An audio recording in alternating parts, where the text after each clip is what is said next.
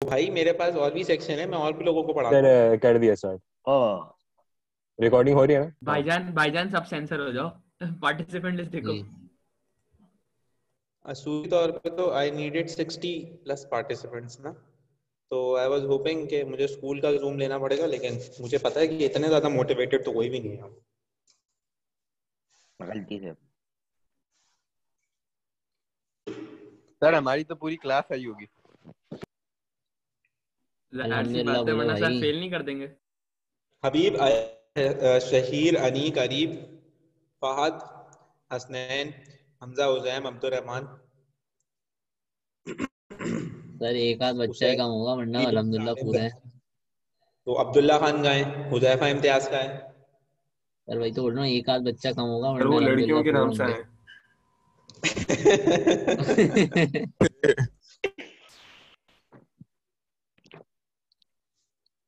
चलें खैर, जो अब शुरू करते हैं, ठीक है। हमने जो अपना क्या कहते हैं टॉपिक पढ़ लिया था, वो शायद आपको याद हो, वो था रेक्टिफायर। याद है? नजर आ रहा है रेक्टिफायर? नजर आ रहा है, नहीं नजर आ रहा?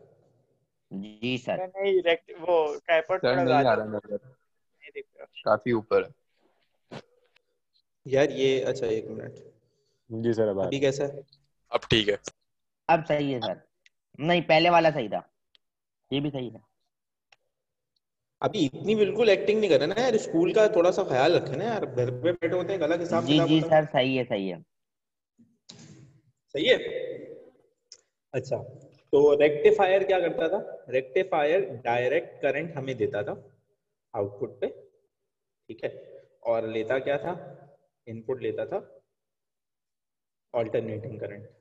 और हमने इसमें पढ़ा डायोड, ठीक है। ब्रिज रेक्टिफायर मैंने आपको पढ़ाया था लास्ट क्लास में, जो कि फुल वेव रेक्टिफायर था, जिसपे इनपुट वेव ऐसी थी और आउटपुट वेव ये बन रही थी, ठीक है। ये हमने सारी अपनी डिस्कशन की है, पढ़ाई की है, जो भी की। आज जो चीज़ हमने शुरू करनी है ना, जिसके पीछे मैंने क्या कहते हैं अच्छा इंतजाम किया है, हो गया इत्तेफाक से, वो ये है। अच्छा, इसका नाम, कोई भी ऐसा बच्चा नहीं हो सकता जिसने सीआरओ का नाम ही ना सुना हो, नाम सबने सुना है।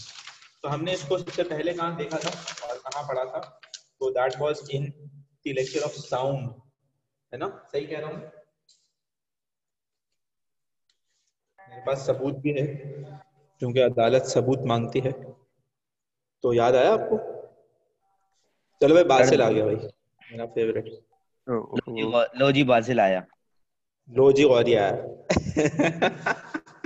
अच्छा खैर, तो हमने ये पढ़ा था, ये याद आता है किसी को? सर जी सर। Yes sir. दिखा दिखा लग रहा है यस कुछ। सर। हाँ, ये हमने पढ़ा था याद। साउंड के। याद है? मैं आपको दिखाऊं, ये देखें, ये साउंड की वर्कशीट थी जो हमने की थी, ये देखें, ये ये वो था जो जिसने सब बच्चों ने पेपर में गलत किया था इस दफा। हालांकि ये हमने किया हुआ भी था, ये मिड टर्म में भी आया था, है ना? याद है? जी सर। नहीं याद? याद है तो सर, याद है। हमें हमें सीआरओ की जो बैकग्राउंड नॉलेज होनी चाहिए, वो क्या होनी चाहिए? सीआरओ की हमें बैकग्राउंड नॉलेज सिर्फ इतनी सी होनी चाहिए कि सीआरओ एक ऐसी डिवाइस है जो हमें एक वेव फॉर्म को स्टडी करने में हेल्प करती है। सही? अच्छा, वेव फॉर्म को स्टडी करने में कैसे हेल्प करती है?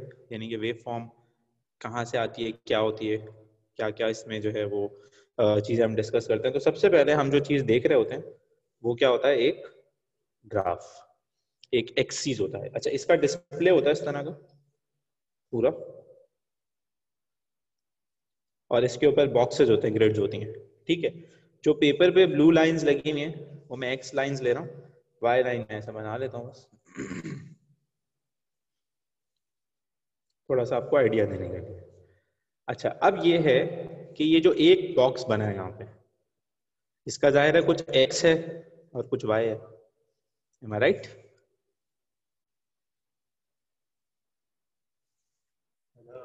एम आई राइट? जी सर। नहीं, हमें ये कैसे पता चलता है कि ये x कितना है?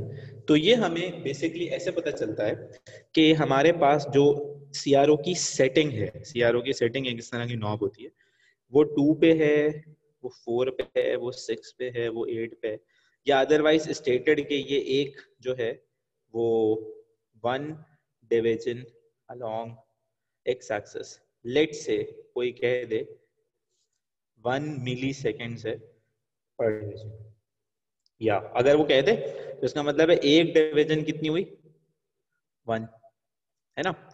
अगर आपके पास इस तरह की कोई सेटिंग है तो फिर इसका क्या मतलब होगा, फिर इसका मतलब ये होगा कि एक डिवीजन कितनी हुई 2 की हुई। अगर वो 4 पे होता तो क्या मतलब होता, एक डिवीजन कितनी की हुई 4 की हुई। ये बताओ, ये बात समझ में आई सबको? वेरी सिंपल, वेरी इजी, कोई मसला नहीं। लेकिन इसके अंदर जो गलती होती है, मैं बार बार समझाता रहता हूँ, मैं रिपीट कर रहा हूँ, मिली सेकेंड होता है। देखो बेटा, मिली सेकेंड होता है। मिली सेकेंड्स का मतलब सेकेंड्स नहीं होता, 10 with power -3 सेकेंड्स, सही है।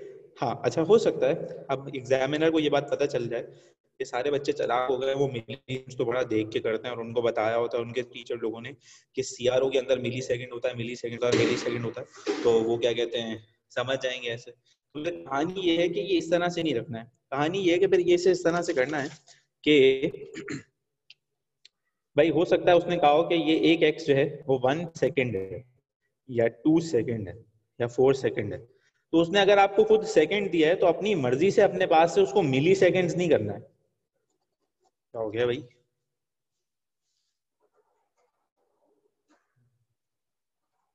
जेन पेन का बंद हो गया। मिली सेकेंड्स, ठीक है, मिली सेकेंड्स खुद नहीं करना है। अगर गिवन सेकेंड्स है तो सेकेंड लेंगे, अदरवाइज यूजुअली क्या होता है, हमेशा मिली सेकेंड्स। बात समझ आई? बात क्लियर होती है यहाँ तक? यानी कि पूरे सीआरओ के अंदर जो एक्स एक्सिस होगा, ये this will give you some sort of time. X axis पे हमेशा टाइम होगा। अब वो टाइम मिली सेकेंड्स है या सेकेंड्स है, ये क्लियरली लिखा हुआ होगा। अगर नहीं लिखा हुआ तो बाय डिफॉल्ट मिली सेकेंड्स है, नंबर 1। नंबर 2, डिवीजन, 1 डिवीजन कितनी है, ये स्केल भी नोन होगा, पता होगा ये कितनी है, ठीक है। अच्छा, अब इसको यूज कैसे करना है? फॉर एग्जाम्पल देखो, यहाँ पे हमने ये ग्रिड बनी है हमारे पास, मिली सेकेंड्स वगैरह ये या सेकेंड्स वगैरह कहाँ पे यूज होता था, तो इसका जवाब है ये जी वेव्स में यूज होता था। वेव्स के लिए हम पढ़ते थे टाइम पीरियड, वेव्स के लिए हम पढ़ते थे फ्रीक्वेंसी। तो इसको रिपीट कर लेना है। टाइम पीरियड क्या होता था, time taken for one wave, for one wave, एक वेव कितनी देर में बनती है। फॉर एग्जाम्पल मुझे कहता है वो कि कोई दुनिया में वेव है, उसका टाइम पीरियड है 2 मिली सेकेंड्स। कितना है? 2 मिली सेकेंड्स। तो अब मैं उसको इस पे ड्रॉ करूं, सवाल है, ड्रॉ करना है मुझे, तो मैं ड्रॉ कैसे करूंगा? तो पहले तो मैंने चेक किया कि मेरे सीआरओ की सेटिंग क्या 2 पे है जी, 2 पे है, देख ली। इसका मतलब है कि अगर ये ओरिजिन था तो ये क्या होगा 2 होगा। इसमें उसने कहा है कि जो वेव तुम बनाना चाह रहे हो वो उसका टाइम पीरियड क्या है 2 मिली सेकेंड्स, ठीक है। अब अगर उसका टाइम पीरियड 2 मिली सेकेंड्स है तो तुम वेव कैसे बनाओगे? तो इशू इज कि हमें समझ में तो आ रहा है कि यहां से यहां तक एक वेव बनेगी, ऐसे ही है ना, एक वेव बनेगी। क्यों? क्योंकि वेव का टाइम पीरियड कितना है 2, तो यहां से यहां तक एक वेव होनी चाहिए। एक वेव का क्या मतलब है, क्या क्या होना चाहिए, क्रस्ट होना चाहिए और ट्रफ होना चाहिए। तो अब सवाल ये उठता है कि मैं वेव अभी बना नहीं सकता, प्रॉब्लम है क्या? प्रॉब्लम है, क्यों नहीं बना सकता वेव? एम्पलीट्यूड नहीं है। जबरदस्त, गुड। क्योंकि हमें ये नहीं पता कि वाई पे क्या है, वाई की तो बात ही नहीं है हमने अभी तक, वाई का हिसाब किताब ही नहीं पता। यानी कि हमें ये बात तो पता है कि ये वेव कितना आगे जा रही है, वी गॉट दिस, लेकिन ये नहीं पता ये क्या है। तो ये पता होने के लिए हमें क्या करना पड़ेगा भाई? ये पता होने के लिए हमें ये करना पड़ेगा कि हमें देखना पड़ेगा कि इस क्वेश्चन में या इस वेव में या सीआरओ के अंदर वाई वैल्यू क्या रखी गई है। सीआरओ जब भी साउंड में पढ़ो, आप क्या कहते हैं लाइट में पढ़ो, कहीं पे भी पढ़ो, जब भी आपको वाई वैल्यू देगा वो हमेशा वोल्ट्स में देगा। किसमें देगा?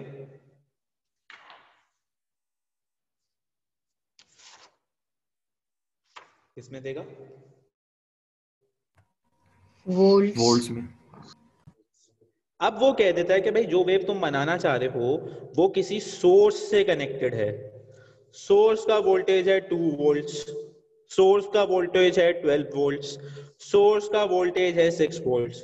तो अब जो सोर्स तुमने कनेक्ट की अपने सीआरओ से, अगर उसका 2 वोल्ट्स का वोल्टेज है तो तुम्हारी वेव को कहां तक जाना चाहिए? 2 तक जाना चाहिए। अच्छा, ये कैसे पता चला कि ये 2 बॉक्सेस 2 है? तो मैंने अज्यूम किया है कि एक बॉक्स 1 है। अच्छा, अब ये कैसे पता चलेगा भाई? ये ऐसे पता चलेगा कि या तो क्वेश्चन बताएगा कि y के ऊपर 1 वोल्ट पर डिवीजन है, या वो ये बताएगा 2 वोल्ट पर डिवीजन। यानी कि इसमें बिल्कुल भी परेशान आपने नहीं होना है, ये तो क्वेश्चन आपको हमेशा से देगा, इसमें कोई मसला नहीं है। तो अब अगर 2 वोल्ट्स के लिए बना रहा हूं तो वेव कैसी बनेगी? यूं बनेगी और नीचे भी आएगी और ऊपर जाएगी पूरी। बात समझ आई?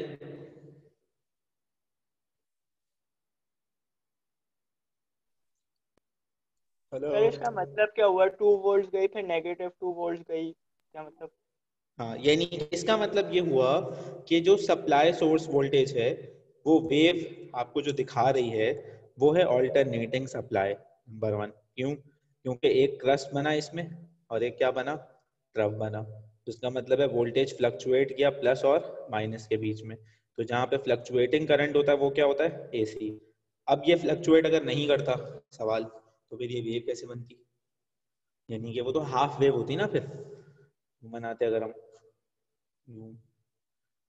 तो ये तो आधी ही होती। I am sorry, 2 milliseconds. ठीक है, तो बाय डिफॉल्ट जो सीआरओ यूज होता है वो सिर्फ किस लिए यूज होता है? ये कैलकुलेशन करने के लिए बस। ये आनी चाहिए। ये कैसे आएगी? कितने अच्छे स्किल्स हैं आपके पास कि आपको ग्राफ समझ में आए या पढ़ना है। और मतलब सीआरओ जिस साल पेपर में आए ना, समझ लें उस साल एग्जामिनर नसीब आपके साथ खड़ा हुआ है, आपका नसीब भी खुल गया है, आप जिंदगी में कुछ भी कर सकते हैं। क्योंकि सीआरओ वाला सवाल होता इतना आसान है, तभी हर साल नहीं आता। बात समझ आई? जिस साल नहीं आया आप समझ जाइएगा कि इस दफा एग्जामिनर ने जो है ना वो आपके साथ बस कर दिया कुछ, उसको नहीं करना चाहिए। तो सीआरओ वैसे होता क्या है? सीआरओ देखने में रियलिटी में तो कुछ ऐसा होता है। Let me show you this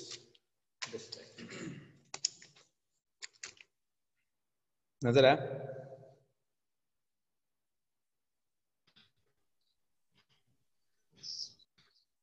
नजर आया? नहीं नजर आया? जी सर। नजर आ रहा है।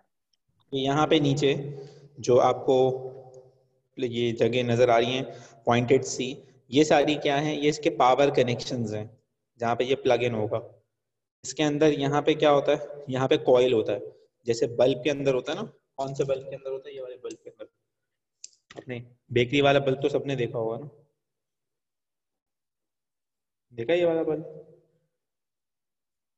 जी सर। तो ये जो कॉइल है ना वो यहाँ पे ये, अगर आप लोग थोड़े से पुराने जमाने के होते, यानी कि अगर आप लोग मेरे जमाने के होते, मैं ज्यादा पुराना नहीं हूँ, थोड़ा सा पुराना हूँ आप लोगों से बस, तो आप लोगों को आपकी अम्मा अब्बा दिखाते एक इतना बड़ा टेलीविजन,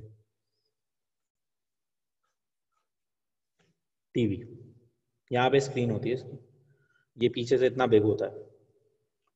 आप लोग देखते हैं एलसीडी टीवी, एलसीडी तो गरीब लोग देखते होंगे, एलईडी टीवी देखता है। तो ये वाले टीवी के अंदर ये होती थी लगी हुई, इसको कहते थे पिक्चर ट्यूब। यहाँ पे ये डिस्प्ले क्रिएट करती थी। तो जो आप स्क्रीन पे देख रहे होते थे वो एक कैथोड रे ऑसिलोस्कोप की मदद से चीजें देख रहे होते थे। अच्छा, अल्लाह ना करे वैसे आपको कभी अस्पताल जाना पड़े, लेकिन जो हालात चल रहे हैं लोग जा ही रहे हैं काफी देर से, तो अब आप देखते हैं हॉस्पिटल में जो डॉक्टर होता है वो कोई इस तरह का डिस्प्ले देख रहा होता है, देखा है ना? जी सर। तो ये जो डिस्प्ले आप देखते हो ये सीआरओ डिस्प्ले होता है। इस मॉनिटर के पीछे की जो साइंस है वही है। अच्छा, अब हमें पढ़ना क्या है, हमने इसकी एप्लीकेशन थोड़ी सी देख ली, लेकिन क्या ये सवाल पेपर में आएगा? नहीं, सवाल पेपर में नहीं आएगा। पेपर में क्या सवाल आएगा? इससे रिलेटेड सवाल आएगा, इससे रिलेटेड सवाल आएगा, किससे रिलेटेड? इससे रिलेटेड। मैं आपको सवाल भी दिखाऊंगा, समझ आई? लेकिन ये हमें ज़ाहिर है पढ़ना तो पड़ेगा। अब हम पढ़ रहे हैं तो तफसील से पढ़ेंगे, पूरी बात पढ़ेंगे। और ऐसा भी हो सकता है कि वो सीआरओ के कंपोनेंट्स आपसे पूछ ले कि सीआरओ में क्या क्या होता है। तो भाई जब सीआरओ में क्या क्या होता है इसके ऊपर आते हैं, और आपके सामने उसको मैं स्केच करने की कोशिश करता हूँ कि वो होता कैसे है। तो एक सीआरओ बेसिकली एक पूरा बेटा आप लोग सब हैं यहाँ पे, सो रहे हैं, जाग रहे हैं? जी सर, जाग रहे हैं सर। एक पूरा जाग रहे हैं। ग्लास कंटेनर होता है और उसके एंड में वो ऐसे, अच्छा ये मैं ऐसे इसलिए बना रहा हूँ कि 3 डायमेंशनल स्फीयर है। 3 डायमेंशनल स्फीयर समझ रहे हैं, बॉल टाइप, ठीक है। और ये इतना बड़ा होता है कि इसके फ्रंट पे ना पूरी स्क्रीन होती है, यानी कि उसको अगर कोई बंदा यहाँ से खड़ा होकर देखना है ना, फॉर एग्जाम्पल ये, तो उसको ये नजर आएगा। इसके पीछे बैक एंड पे ये है पूरा स्ट्रक्चर, और इस पे क्या बना होता है, समझ आई?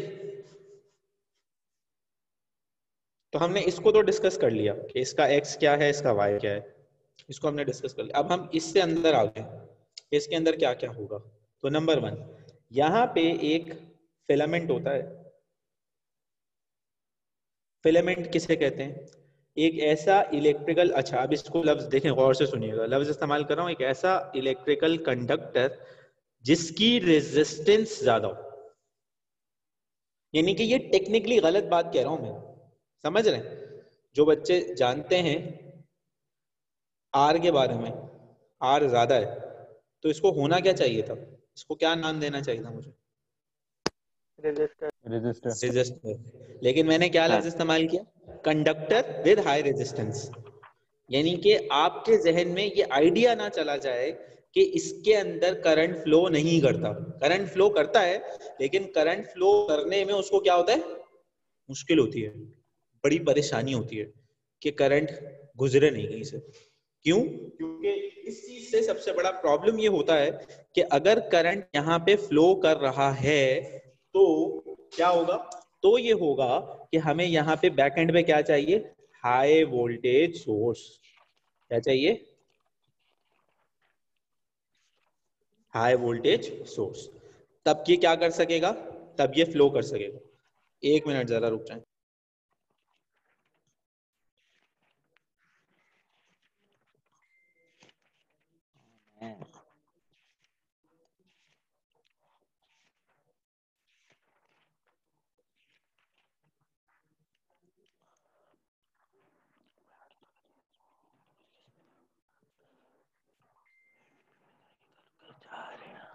तो मैं वापस आ गया। हाई वोल्टेज सोर्स है वहां पे। अब अगर हाई वोल्टेज सोर्स वहां पे है और आपके पास जो है क्या कहते हैं रेजिस्टेंस ज्यादा है, तो इससे क्या समझ में आ रही है बात? बताइए।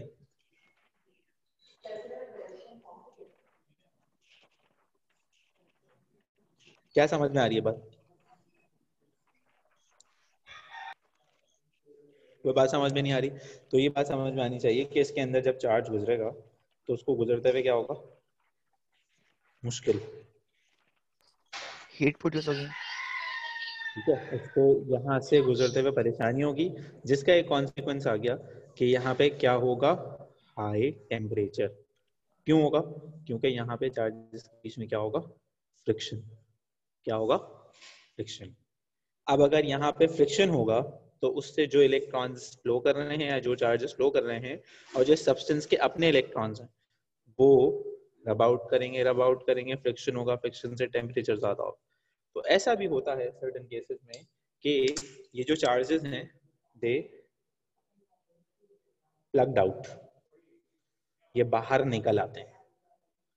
बाहर क्यों निकलते हैं भाई? इसलिए निकलते हैं फॉर एग्जांपल कि ये जो रेजिस्टर है, ओ आई एम सॉरी, कंडक्टर जो है, ये इलेक्ट्रॉन आ रहा है, ठीक है, यहाँ से, और इसने जो है वो इसको टक्कर मारी।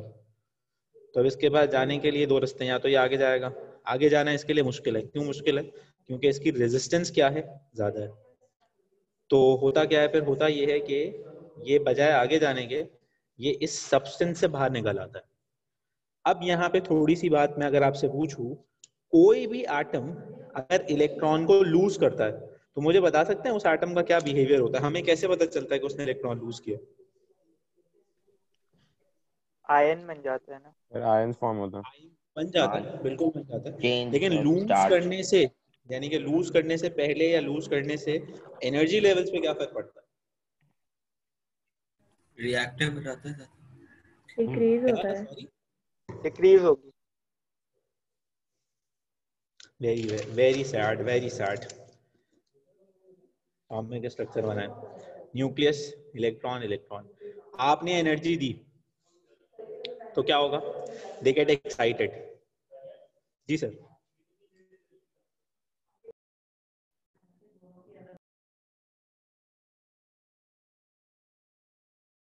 तो ये होगा एक्साइटेड। क्या होगा? एक्साइटेड। एक्साइटेड होने से क्या होगा? ये जो इनर इलेक्ट्रॉन्स हैं, they move on to outer electrons, outer shells.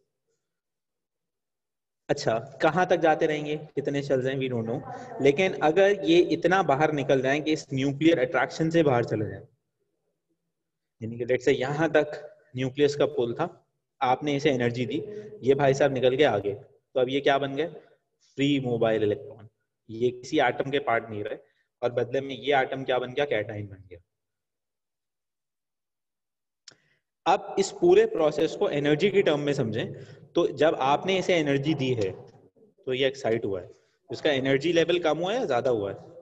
ज्यादा हुआ है, नंबर 1। नंबर 2, फिर इसने जब ये इलेक्ट्रॉन निकला है तो ये अगर विजिबल रेंज में निकला है, अब विजिबल रेंज में निकलने का क्या मतलब है भाई?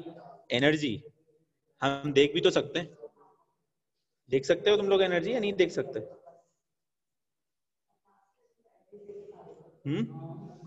देख सकते हैं। लाइट देख सकते हैं ना, लाइट एनर्जी है तो देख सकते हैं ना, पूरा विबग्योर देख सकते हैं। तो अब अगर इसने जब ये इमिट हुआ है तो वायलेट वेवलेंथ इमिट किए तो आपको नजर आएगा, इंडिगो इमिट किए तो भी नजर आएगा, इसमें से कोई भी इमिट किए नजर आएगा। लेकिन अगर आपको इसने इमिट की है अल्ट्रा वायलेट तो नजर नहीं आएगा, इंफ्रारेड इमिट किए तो नजर नहीं आएगा। तो अगर हमें नजर आएगा तो हम कहेंगे वाह भाई कुछ जल रहा है, क्या बात है। ये कहानी होती है यहाँ पे, यहाँ पे देखा है इसको कभी जलते हुए? ये चीज शाइन करती है ना। नहीं सर, इतना नहीं देखा। ये पता है कौन सा बल्ब है, कहाँ होता है ये? अरे सर पीला वो वाला उसके बल्ब है। ऊपर लगा होता है ना, बेकरी में बिस्किट्स वगैरह जो रखे होते हैं। बेकरी में बिस्किट वगैरह के, बिल्कुल। तो देखो इसको देखना कभी, इसमें ये नहीं चमक रहा होता है, ये भी नहीं चमक रहा होता है, सिर्फ ये चमकता है। क्यों? क्योंकि इसमें से इलेक्ट्रॉन्स निकल रहे होते हैं। तो जब इलेक्ट्रॉन निकल रहे होते हैं तो इस बॉल को हिट कर रहे होते हैं। इस निकलने के प्रोसेस में आपको कौन सी एनर्जी नजर आती है? लाइट। येलो वाली लाइट। सेकंड, कभी इसको हाथ नहीं लगा सकते आप, क्यों? गर्म होता है सर, वजह? बता था। गर्म होता है। क्यों गर्म होता है? That explains the collision of electrons with these balls. ये इसको टक्कर मार रहा है, जोर जोर से टक्कर मार रहा है, तो अगर आपने हाथ लगाया तो हाथ जल जाएगा। अभी नाइट मैच खेला है लड़कों ने क्रिकेट रमजान में? जी सर। अभी रॉड लगाइए, रॉड। सर अब तो एलईडी लगती हैं। सर अब तो एलईडी लगती है, तो पहले लगती थी। बिल्कुल, पहले रॉड लगती थी। जबरदस्त बात की आपने। तो वो जो रॉड होती थी वो भी यही होता था, एक फिलामेंट होता है बीच में से, इतना शदीद चमक रहा होता है, वो इतना जबरदस्त चमक रहा होता है कि बस कि मजा आ जाता है। तो वो सारी एप्लीकेशंस की हैं, सारी एप्लीकेशंस की हैं। यानी कि हमने जो पूरी लॉजिक कभी पढ़ी है वो लॉजिक इस बात के ऊपर बेस करती है कि अगर मेरे पास कोई दुनिया का क्या हो, कोई भी दुनिया का कंडक्टर हो जिसकी रेजिस्टेंस ज्यादा हो, और मैं ये कोशिश करूं कि उसमें इलेक्ट्रॉन्स या करंट फ्लो करे, ठीक है, तो क्या होगा? तो ऐसा हो सकता है कि apart from allowing that electrons to move, it starts emitting electrons. और इस इमिशन के क्या कॉजेज होते हैं? एक कॉज हमने देखा कि इनका electronic flow with in the atom is very difficult. तो क्योंकि पीछे से धक्का बहुत जोर से लग रहा होता है, हाई वोल्टेज सोर्स होते हैं, बहुत सारे इलेक्ट्रॉन क्यूड अप होते हैं, तो वो निकलना शुरू हो जाते हैं। दूसरा रीजन क्या है कि इनके बीच में जो फ्रिक्शन होता है वो क्या करता है, वो ये करता है कि इसका टेम्परेचर इतना बढ़ा देता है कि ये एटम्स एक्साइटेड हो जाते हैं। तो जब ये एक्साइटेड हो जाते हैं तो ये बाय चॉइस इलेक्ट्रॉन्स को एमिट करना शुरू करते हैं। इस प्रोसेस को फिजिक्स की जबान में कहा जाता है थर्म आयोनिक इमिशन। क्या कहा जाता है? Thermionic emission. Make sense. Therm क्यों आ रहा है? हायर टेम्परेचर, हीट की वजह से क्या हो रहा है? आयंस बन रहे हैं या आयंस चार्जेस का क्या हो रहा है? इमिशन हो रहा है। तो जो हमने CRO बनाया था, कहाँ गया CRO? ये रहा CRO के शुरू में कहाँ पे? बिल्कुल स्टार्ट पे यहाँ पे एक हाई वोल्टेज सोर्स कनेक्टेड है जो इसको गर्म कर रही है, और एज अ रिजल्ट हो क्या रहा है? एज अ रिजल्ट हो ये रहा है कि वहां से इलेक्ट्रॉन्स क्या हो रहे हैं? इमिट हो रहे हैं। फिर आती है दूसरी बात कि ये इलेक्ट्रॉन्स इमिट होते हैं तो ये सीधा क्यों जाते हैं? इधर उधर क्यों नहीं जाते? बिल्कुल इधर उधर भी जा सकते हैं, हर जगह जा सकते हैं, लेकिन हम इन्हें अट्रैक्ट करते हैं। अब आपको बड़े मजे से बात समझ में आ जाएगी। इलेक्ट्रॉन्स को अट्रैक्ट करना है यहाँ पे, इनको लेके आना है, इनको बोले इधर उधर नहीं जाओ, यहाँ इधर आओ, इधर आओ, सीधा यहाँ जाओ। तो अब कोई मुझे सोल्यूशन दे कि ये इधर ना जाए, ये इधर ना जाए, क्या करूँ ऐसा कि ये यहाँ है? मेरी बात माने।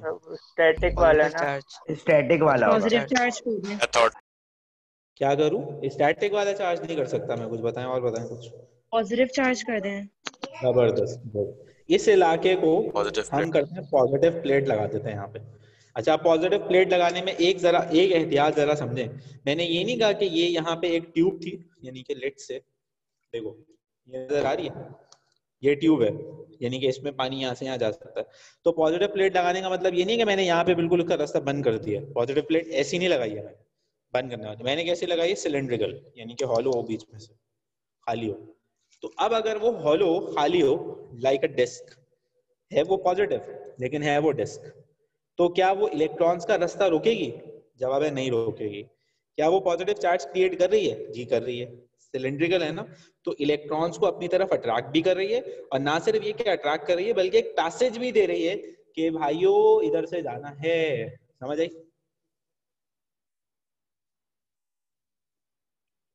बात? समझ आई सर? तो अगर पॉजिटिव लगाएंगे तो वो इलेक्ट्रॉन चिपक नहीं जाएंगे उस पे जाके? जी सर, यही हाँ, क्वेश्चन है। इसको बिल्कुल बिल्कुल समझ गया मैं आपका सवाल। मैं एक्सपेक्ट कर रहा था ये सवाल, लेकिन एक मिनट, क्या ये बात समझ में आई कि वो यहाँ तक आ गए? अब वो इधर उधर नहीं गए, यहाँ पे आ गए। फिर हम क्या करते हैं? फिर हम इसके आगे एक और डिस्क लगाते हैं। तो अब सवाल ये कि दो डिस्क क्यों लगाते हैं? तो इसलिए लगाते हैं कि हम इलेक्ट्रॉन्स को एक्सेलरेट भी करना चाहते हैं यहाँ पे। तो भाई इलेक्ट्रॉन एक्सेलरेट कैसे होगा? तो बड़ी सीधी सी लॉजिक है, जितना ज्यादा तुम पॉजिटिव चार्ज क्रिएट कर पाओगे उतना ज्यादा इलेक्ट्रॉन क्या होगा? पुल होगा उस पॉजिटिव चार्ज की तरफ। एम आई राइट? तो मल्टीपल प्लेट्स लगा के हम ये इंश्योर करते हैं कि कोई भी इलेक्ट्रॉन नंबर 1 इधर ना जाए कहीं पे, नंबर 2 इस प्लेट से चिपका ना रहे, इतना एक्सेलरेट कर जाए, इतना स्पीडी हो जाए कि स्लिप होता हुआ आगे निकल जाए। बात समझ आई? जी। मुश्किल बात है, अब मैं आपको समझाता हूं आपके तरीके से।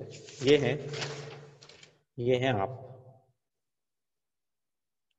आपकी आदत है कि आपको जाना अगर यहाँ हो, आप जाते हैं यहाँ हैं, फिर आप यहाँ घूम के, यानी कि मान लीजिए आप हैं, ये आपकी क्लास है, ठीक है, अब यहाँ पे है ब्लॉक फिजिक्स के बोरिंग टीचर का, तो अब आप टाइम पास कर रहे हैं, केमिस्ट्री टाइम पास कर रहे हैं, आप पूरी कोशिश कर रहे हैं कि आप ना जाए। यहाँ पे खड़ा हुआ है आपके स्कूल का कोऑर्डिनेटर, उसने आपको इंटरसेप्ट किया यहाँ पे, तो फिर आपका रास्ता क्या होगा? यूं यूं यूं, यहाँ देखा उसने, यहाँ से क्या होगा? समझ आई? ये वाला सारा पैटर्न हट जाए। क्यों? क्योंकि इसने आपको एक पैसेज दिया है, रास्ता दिया है। तो समझ लें कि ये क्या है? इलेक्ट्रॉन। ये क्या है? कोऑर्डिनेटर, वो प्लेट है। और ये जो टारगेट है ये क्या है? ये बिल्कुल लास्ट वाली स्क्रीन है, ये वाली। सर मैं उसका समझ नहीं आया, प्लेट अट्रैक्ट तो कर रही है, चिपक जाएगा प्लेट से इलेक्ट्रॉन। हाँ ये उसका ना नहीं समझ बिल्कुल पा रहा। प्लेट से चिपकेगा उस वक्त जब एक ही प्लेट हो और उसकी अट्रैक्शन इतनी स्ट्रांग हो कि वो सारे इलेक्ट्रॉन्स को यहाँ पे अपने साथ स्टक कर ले। लेकिन मैं कह रहा हूँ उसके आगे भी एक प्लेट है, फिर आगे प्लेट लगा दो, मल्टीपल प्लेट्स लगा दो, इतनी सारी प्लेट्स लगा दो कि हर एक का पॉजिटिव चार्ज पीछे वाली पॉजिटिव चार्ज से ज्यादा हो। हर एक का जो पोटेंशियल है वो कम रखा जाता है, हर एक का चार्ज ज्यादा रखा जाता है।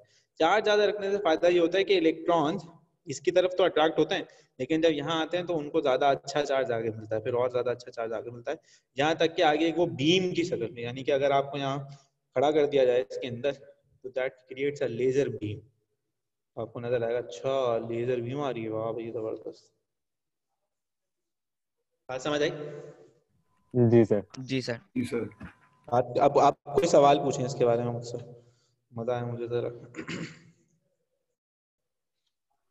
सर अगर हम लोग पॉजिटिव प्लेट्स के बजाय नेगेटिव प्लेट्स यूज करते रिपल्जन के लिए, तब क्या वो इलेक्ट्रॉन्स आगे नहीं बढ़ते? क्योंकि रिपेल तो हो रहे हैं वो, तो चिपकते भी नहीं। ऑब्वियस सी बात है कि फिर आगे यहाँ पे क्यों आते हैं? ये नेगेटिव है ये भी नेगेटिव है, तो यहाँ तो आते ही नहीं ना फिर, बाहर चले जाते हैं। मेरा तो पहला क्वेश्चन ये था कि वो यहाँ से यहाँ इधर उधर जो घूम फिर रहे हैं वो यहाँ है, तो उनको अट्रैक्ट करने के लिए मुझे पॉजिटिव प्लेट चाहिए होगी ना, नेगेटिव तो नहीं चाहिए होगी, या पॉजिटिव चार्ज चाहिए होगा, नेगेटिव तो नहीं चाहिए होगा।